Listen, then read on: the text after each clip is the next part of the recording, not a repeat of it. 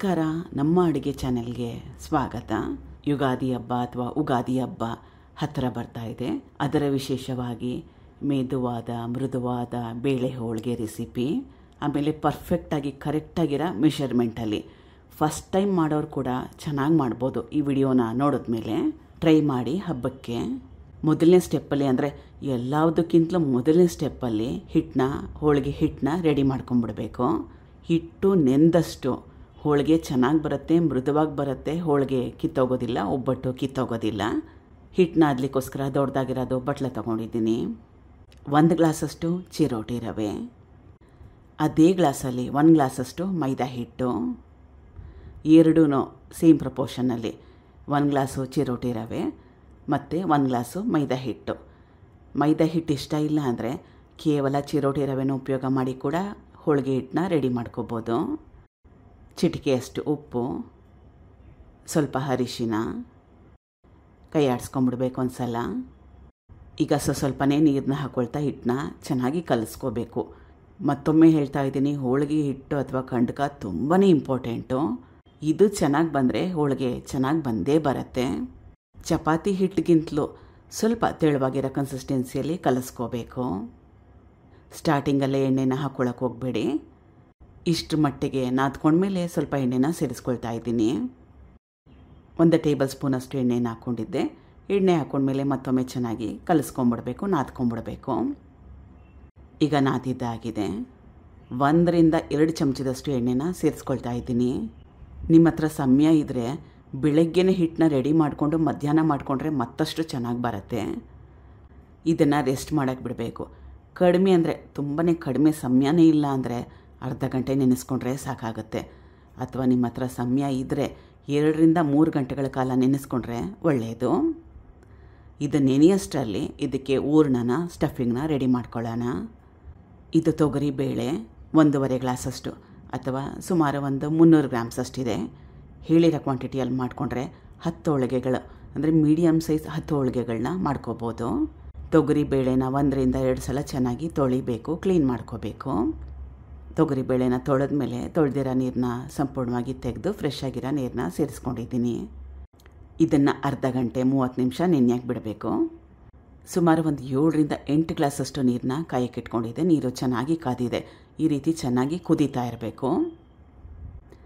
ಈ ರೀತಿ ಕುದಿಯೋವಾಗ, ನೀರು ಚೆನ್ನಾಗಿ ಕುದಿಯೋವಾಗ ಅರ್ಧ ಗಂಟೆಗೆ ಮುಂಚೆ ನೆನೆ ಹಾಕಿದ್ನಲ್ಲ ತೊಗರಿಬೇಳೆ, ಅದನ್ನು ಸೇರಿಸ್ಕೊಳ್ತಾ ಇದ್ದೀನಿ ನೀರು ಸಹಿತವಾಗಿ. 1 ಟೇಬಲ್ ಸ್ಪೂನಷ್ಟು ಎಣ್ಣೆ, ಇಷ್ಟ ಇದ್ದರೆ ಸ್ವಲ್ಪ ಅರಿಶಿನ ಕೂಡ ಹಾಕೋಬೋದು. ಬೇಳೆ ಬೇಯೋವಾಗ 1 ಟೊಮೆಟೊ ಕೂಡ ಸೇರಿಸ್ಕೊಳ್ತಾ ಇದ್ದೀನಿ, ದೊಡ್ಡದಾಗಿರೋ 1 ಟೊಮೆಟೊ. ಸುಮಾರು 2 ರಿಂದ 3 ನಿಮಿಷ ಈ ನೀರಲ್ಲಿ ಬಿಟ್ಟರೆ ಸಾಕಾಗುತ್ತೆ, ಟೊಮೆಟೊ ಮೆತ್ತಗಾಗುತ್ತೆ.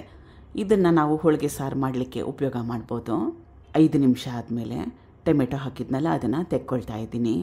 ಈಗ ತೊಗರಿಬೇಳೆ ಚೆನ್ನಾಗಿ ಮೆತ್ತಗಾಗಬೇಕು, ಅಲ್ಲಿವರೆಗೂ ಬೇಯಿಸ್ಕೋಬೇಕು.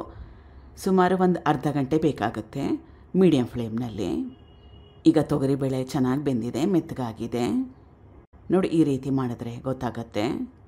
ಗ್ಯಾಸ್ ಸ್ಟವ್ನ ಆಫ್ ಮಾಡಿಕೊಂಡು ತೊಗರಿಬೇಳೆ ಮತ್ತು ಕಟ್ಟನ್ನು ಬೇರೆ ಬೇರೆ ಮಾಡ್ಕೋಬೇಕು.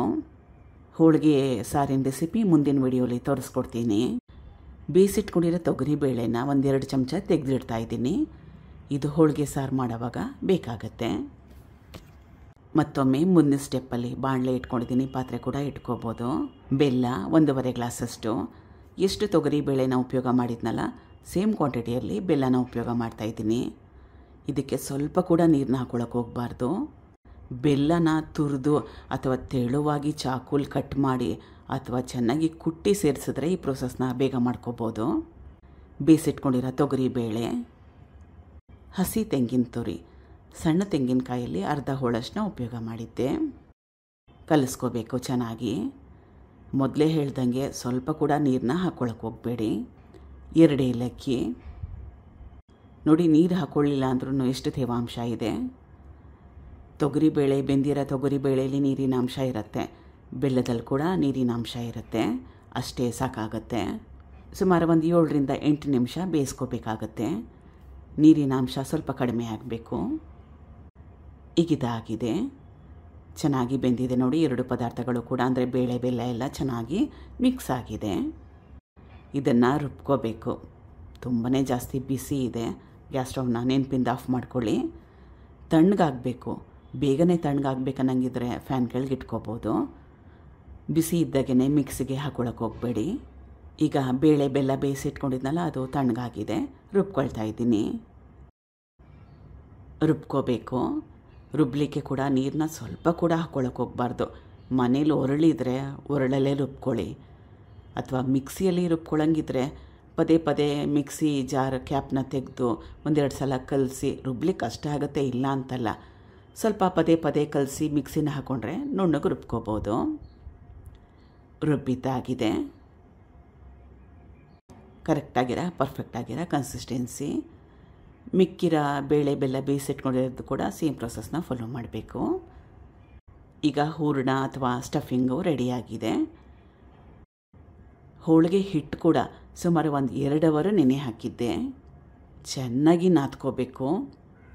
ಕಡಿಮೆ ಅಂದರೆ ಈ ಸ್ಟೇಜಲ್ಲಿ ಚೆನ್ನಾಗಿ ನಾದ್ಕೊಳ್ಳೋದು ತುಂಬಾ ಮುಖ್ಯ.